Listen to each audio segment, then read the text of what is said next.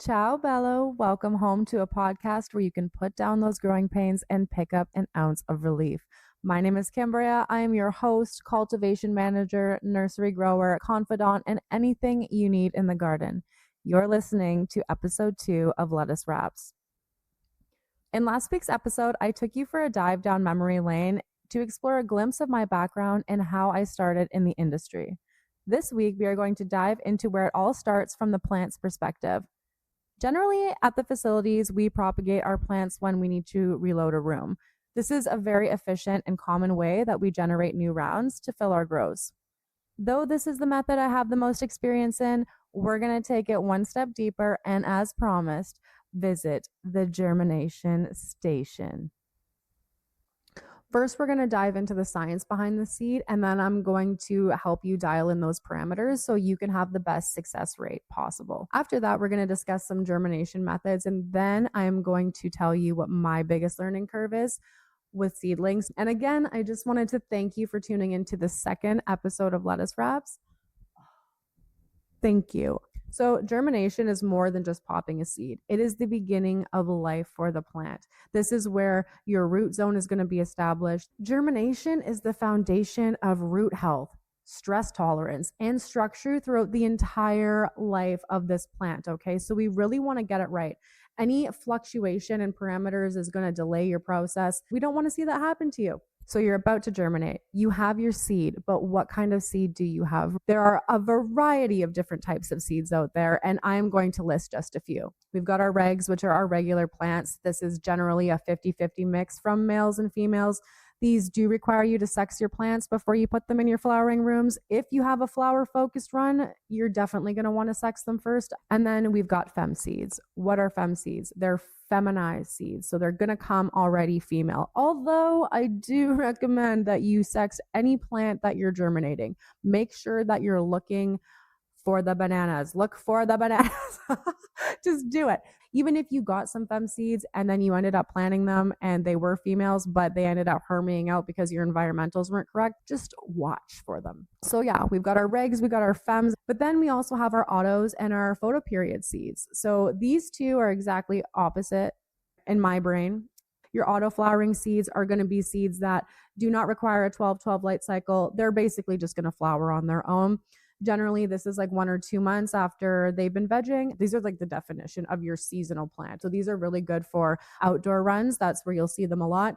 Generally indoor, not so much at all. You would use photoperiod seeds. So photoperiod seeds are seeds that you can veg indefinitely and they will flip on a 12-12 light cycle. These plants are going to know that they're going to start flowering. You're going to trigger it.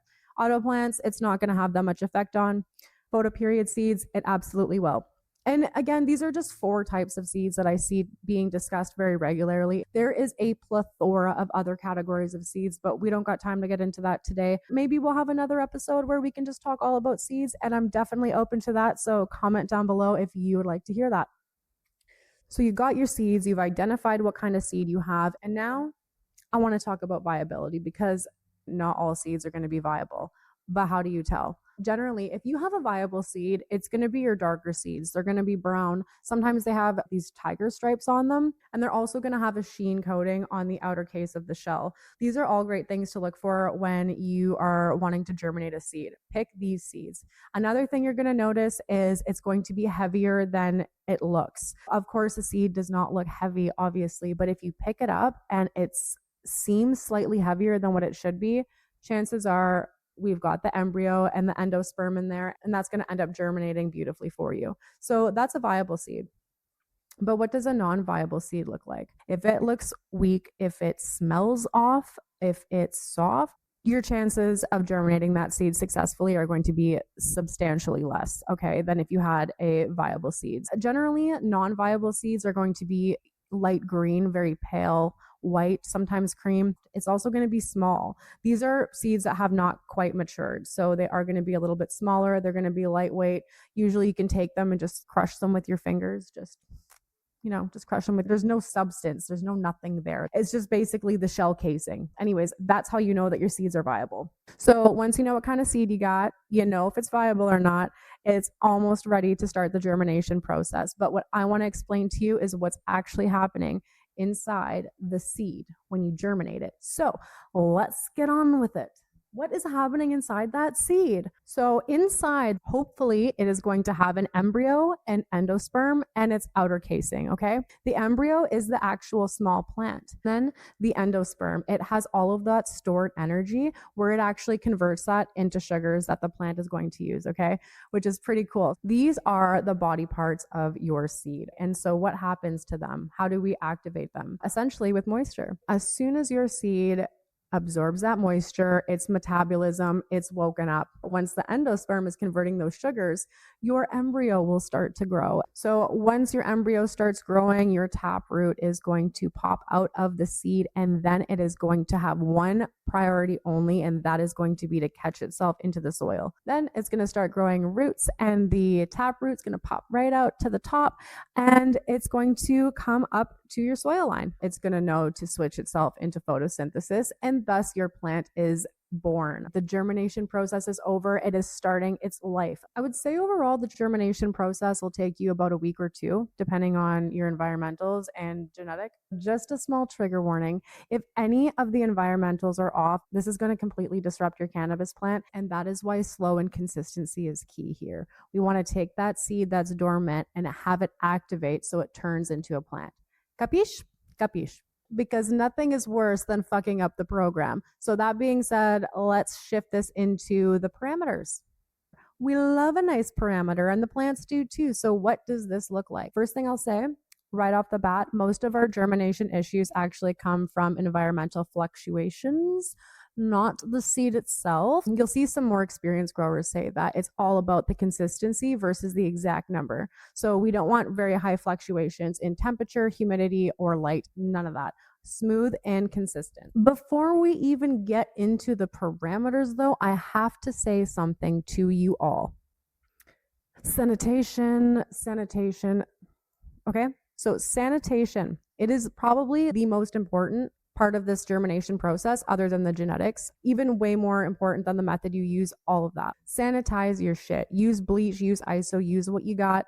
If you got it, use it, because you need sanitization in this process. It's very common for pathogens, bacteria, infections to get into your new seedling. So make sure everything is very sterile and the environment you're working in is always clean. Capiche? Capiche. Let's start off with your temperature. What temps are you running your rooms at? So a good guideline to follow would be mid 70s to high 70s. I generally run the room at 79 when it comes to propagating and young seedlings, but no more than that. Nothing in the 80s and no lower than 75. Once you get into those cooler temperatures, your roots are going to slow down growth, which you don't want. When you get into the higher end of the spectrum, you're going to see those enzymes being stressed out. And again, you don't want that. Slows the whole process down. Just don't do it. Mid 70s to high 70s, you're done. We got the temp. Now we're moving on to relative humidity. You're going to want to run this about 65 to 80%. 80 is pretty high, but if you're noticing that the shell casing is still just needs a little nudge, you can always pop your humidity up. And again, if it's too humid, obviously put that down lower to 65. I think 75 in the middle is pretty safe. With the humidity, some growers are actually doming their seedlings, which is also fine. I do like that method because you can regulate and dial in your humidity and your temperature. Just make sure you're venting it daily. Ooh, okay, let's talk about light. We do not need light for the germination process. Once your taproot is above the soil, you can then introduce some low intense light. I mean like 100 to 200 ppfd. You do not want to fry your plants, okay? They could start bleaching, they could start stretching. There's a bunch of different issues that you can run into. So just keep very, very moderate, low intensity light, and that'll work fine. Those clone lights, one of the biggest mistakes with germination and overall growing cannabis in a total, we're going to get into that in our next topic, but the moisture level. So this is very, very important. This is very, very important. There is a line, and there is a cusp, okay? And if you go too moist, it's going to dampen off, and if you don't go moist enough, it's not going to do fucking nothing either. So you want to be on that same fine line. It's almost like you've heard the wrung out sponge. Sometimes what I'll do is I'll germinate through Jiffy Pucks. If you take that Jiffy Puck and you gently squeeze it and there is a stream coming out, oh my God, that is just too much moisture. And what you need, and this is what I'm going to compare it to. When you're filling a barrel and you're at like 5.9 and you just need one more decimal point to make it a 0.6, and you've got your pH up and you're doing this, you're like one drop, you just need one drop. That's what it's like. When you squish that Jiffy Puck, you should have that little drop coming out, and then it's perfect. That's my insurance method where I'll just gently squeeze it. It just ensures that you're not overwatering right off the hop. Overwatering is very, very bad at this point because your plant needs oxygen. And when you deprive it of oxygen, it will suffocate. And do you want to be responsible for suffocating babies? Actually, that's probably pretty bad. So when it comes to medium, you can use cocoa, Rockwell, seed-specific soils. Those will all work well. Jiffy Pucks, peat pellets, all that stuff works really well. But when you are planting your seed, you want to make sure not to go too deep past that soil line. Okay. I know it sounds insane, but if you put it too deep, you're going to have slow growth. And if you put it up too high, you risk drying out your seed. Even if it does start germinating and it gets dry, it will actually stop the process. So don't do that. About a centimeter above that soil line is plenty. That will work fine. So something super important when growing cannabis is the pH levels. And what I say to that is, do what you're comfortable with and do what works for you and your strains and your plants. Okay. Generally, if you don't have a pH that works for you, definitely read the directions from the manufacturer of whatever medium that you have. For me, 5.9 to 6 really is just never failed me yet. So I would recommend in that range. But again, this all depends on your media. Usually I'm doing it in Jiffy Pugs or peat pellets or easy plugs. So this works well for me. It'll probably work for you too. And then air and oxygen. You want to make sure this plant is aerated. You want to make sure it's got even moisture, but it also has the oxygen that it needs. So make sure you've got very light air penetrating in your room, or you do not want stagnant air in your room. Okay. That is a breeding ground for mold and pathogens. Not good. Cut it. So the last parameter I want to get into is actually having to do with you, the grower. Okay. So I want to get into the mindset. Think calm, think cool, think collected, okay? It is up to you. Just keep telling yourself, don't rush it, don't overthink it, just do it. If you're doing a lot in the germination process, you're probably doing too much. And I want you to know that. Have confidence knowing it's really just plugging the seed in and letting it grow. But once you get your parameters right, it's going to do its own thing. It's got all the nutrients it needs within it to keep itself going, and you just want to activate it. You just want to give it that little push, right out of that. Give it that push. So you got your parameters dialed in and you're ready to go. Now we got to choose a method. But what method are you going to choose? There's so many. You could do direct to soil, which is what I've been talking about this whole time, where you're popping your seed right into the media and letting it flourish. But what I do see very commonly as well is people using 2 paper towels. You've got 2 damp paper towels, put your seed in between them, put them in a warm, dark place and forget about them. But don't actually forget about them, because that has happened more times than I can count. Okay. What some growers are doing is they're actually pre-soaking their seeds. You can also pre-soak your seed in a mild hydrogen peroxide soak as well, which will also eliminate pathogens if you feel comfortable doing that. I haven't tried that yet personally, but I am about to, so I will let you know the results with that. Overall, I just want you to keep in mind that an uninterrupted development is going to give you more lateral branches, going to give you better structure, and overall just a healthier plant that's going to be able to withstand the time that it's going to be on this earth. The easier you are when you first germinate, the stronger that plant's actually going to be able to be, and the more resilient it's going to be to stresses later on in the cycle. And I'm just going to say this too. This is another disclaimer for you. Without seeing your exact situation, what I'm saying here is just meant to be a guideline, because I cannot pinpoint advice to specifically give to you without seeing your setup or being there. So that being said, all the information in this podcast is just supposed to be a guide to help you navigate through the grow rooms. Now let's get back to the issues at hand. We are going to talk about what you should not do and the worst conditions for your germinating seed. Cold temperatures. Don't do it. Cold temperatures is not good. Cold temperatures are no go for me. It slows enzymes and it also increases the risk of rot and having pathogens wiggle their way in there. So we don't like that. No cold temps. Mid 70s, high 70s, that's it. Capiche? Next topic. Overwatering and waterlogging. This is the big one. This is the number one killer of your germinating seeds. This is also the number one killer of your cannabis plants as well, funnily enough. What you're doing is you're suffocating your plants. You're not giving it enough oxygen to breathe. If you overwater and your plant is not drinking as much water as you gave it, you're just going to have stagnant water, okay? And it's not going to be good. Mold, bacteria is going to grow. Just don't do it. So the risks of your plant dampening off are significantly higher. Dampening off is what happens when the conditions are either too wet, too cold, or there's not proper airflow. The opposite of this is called hardening off, and that is what we want our plants to do. It'll go one of two ways. It'll either harden off or it'll dampen off. This is where your plants will either gradually acclimate to the media or they won't. So you want to give Buddy a little boost. You want to give him what it needs. So don't overwater it.